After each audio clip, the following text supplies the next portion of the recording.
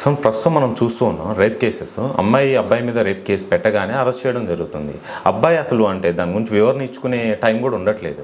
దీనికి ఏం చేయలేము సార్. మంచి డౌట్ అడిగారు రవి గారు మీరు. అబ్బాయిల పరిస్థితి ఎట్లయిపోయిందంటే, ఎవరైనా అమ్మాయి వెళ్ళి ఇదిగో నన్ను రేప్ చేస్తాడు ఫాల్స్ కేసు ఏదైనా వేసేస్తే వెంటనే వీళ్ళు పోలీసు వాళ్ళు వచ్చి అరెస్ట్ చేస్తాం జరుగుతుంది. అది పోలీసు వాళ్ళని కూడా తప్పడటానికి ఏం లేదు, వాళ్ళకు కూడా ఆప్షన్ ఉండదు. ఆ సెక్షన్ ప్రకారం హీనియస్ క్రైమ్, చాలా సీరియస్ క్రైమ్, 7 ఏళ్ల కంటే ఎక్కువ శిక్ష క్రైమ్ కాబట్టి పోలీసు వాళ్ళకి కూడా ఆప్షన్ ఉండదు, వచ్చి అరెస్ట్ చేస్తాం జరుగుతుంది.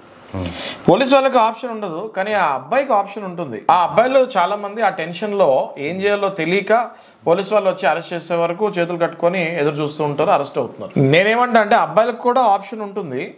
మీకు వెంటనే మీకు తెలుస్తుంది, మీ మీద కేసు ఫైల్ అయినప్పుడు ఎట్లా ఏంటి మీకు పోలీసు వాళ్ళ దగ్గర ఫోన్ వస్తుంది జరుగుతుంది, అప్పుడప్పుడు మీకు ఒక ఐడియా ఉంటుంది రఫ్లీ ఆ అమ్మాయి కూడా మీ మీద కేసు వేస్తుంది జరుగుతుంది అన్నప్పుడు మీకు కూడా ఆ వైబ్స్ వస్తాయి. వచ్చినప్పుడు మీరు కూడా తెలివిగా ఒక అడ్వకేట్ త్రూ ఆ పోలీస్ స్టేషన్లో మీ మీద అసలు ఏదైనా కేసు ఫైల్ అయిందా లేదో ఇన్ఫర్మేషన్ కనుక్కొని ఇన్ఫర్మేషన్ తీసుకొని ఒకవేళ ఫైల్ అయి ఉంటే వెంటనే మీరు యాంటిసిపేటరీ బెయిల్ అప్లై చేసుకోవచ్చు.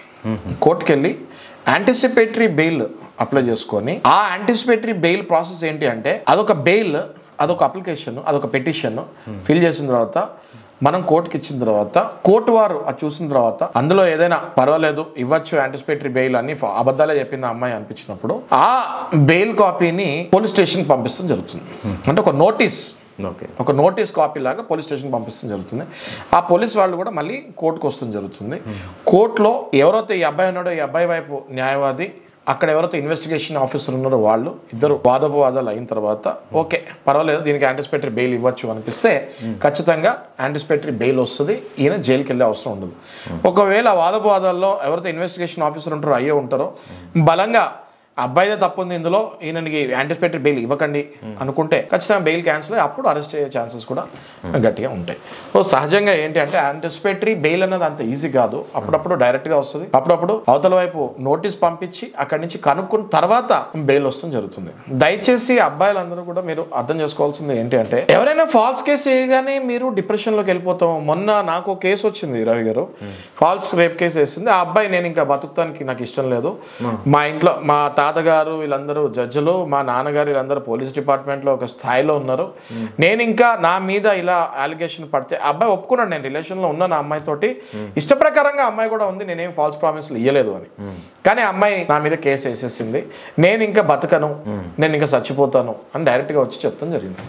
ఆ అబ్బాయిని కూర్చోబెట్టి ఎంతో నచ్చ చెప్పి నీకు ఎంతో భవిష్యత్తు ఉంది, అప్పుడప్పుడు జీవితంలో అనుకోలేని సమస్యలు, అప్పుడప్పుడు జీవితంలో అనుకోలేని సమస్యల్ని మనం ఎదుర్కోవాల్సి వస్తూ ఉంటుంది, కాబట్టి నువ్వు స్ట్రాంగ్గా ఉండు, యాంటిసిపేటరీ కావాలంటే ఒకవేళ అమ్మాయి కేసు ఫైల్ చేసేస్తే కనుక యాంటిసిపేటరీ బెయిల్ వేసి నిన్ను అరెస్ట్ చేయకుండా మా ప్రయత్నం మేము చేస్తాము, దయచేసి భయపడకు అని ధైర్యం ఇచ్చి పంపిస్తాం జరిగింది. ఇవాళ రేపు అబ్బాయిల పరిస్థితి చాలా దారుణంగా ఉంది.